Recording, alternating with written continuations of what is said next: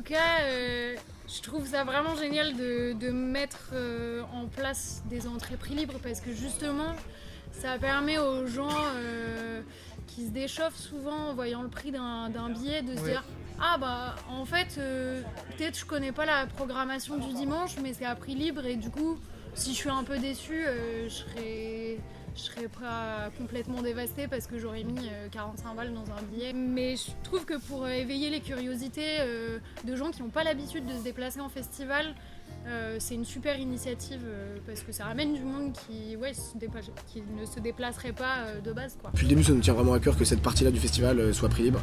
On aimerait faire tout le festival à prix libre, mais c'est trop compliqué. On veut faire un festival qui est solidaire et ça passe aussi par l'accessibilité, quoi. Et justement, c'est important que la culture soit accessible. Je suis d'accord. Il y a des aspects qui sont pas terribles sur les festivals à prix libre et gratuit.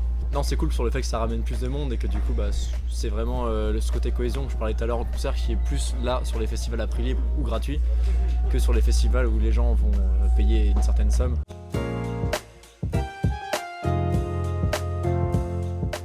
Ça, c'est un des grands bluffs de cette année. On a eu l'idée au mi-juin, je crois, un peu à l'arrache.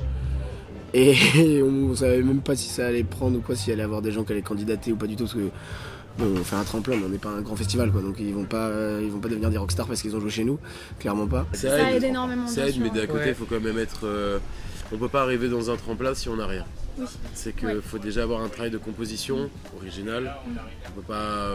c'est plus compliqué de venir dans un tremplin et de jouer des reprises. C'est qu'il faut réussir à trouver son identité visuelle et auditive. Que Mou joue du Mou, c'est le principal, par exemple.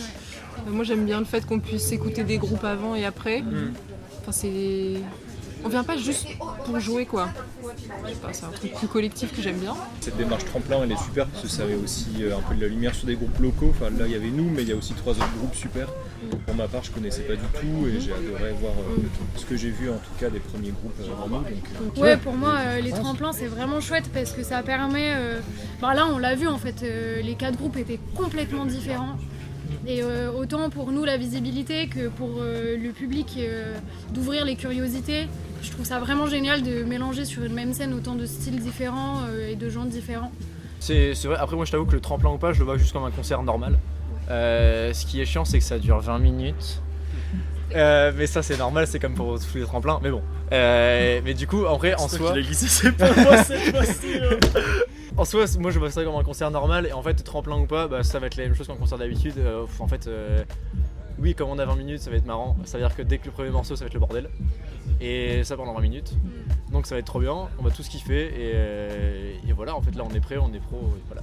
Mais c'est vrai qu'en fait tous les lives c'est vraiment une chance de pouvoir montrer aux gens ce qu'on peut faire en faisant ce qu'on aime et pas en se forçant à faire des vidéos sur Instagram ou TikTok, même si parfois c'est cool. Puis on prend du plaisir à le faire. C'est ça, voilà. Soutenir les petits artistes. Bah oui. C'est important. Ouais, c'est important. Exactement, t'as tout dit. Un des objectifs du festival, c'est aussi de faire rayonner, de donner leur chance à des artistes émergents, des artistes du coin. Et donc là, on est carrément là-dedans. Et ça s'est super bien passé. Je suis très très content. Vu le niveau de non-organisation qu'on y avait mis, j'avais peur que ce soit le carnage. Faire jouer 4 groupes en 2 heures, c'était un peu risqué comme pari, mais ça a super bien marché, donc c'est cool.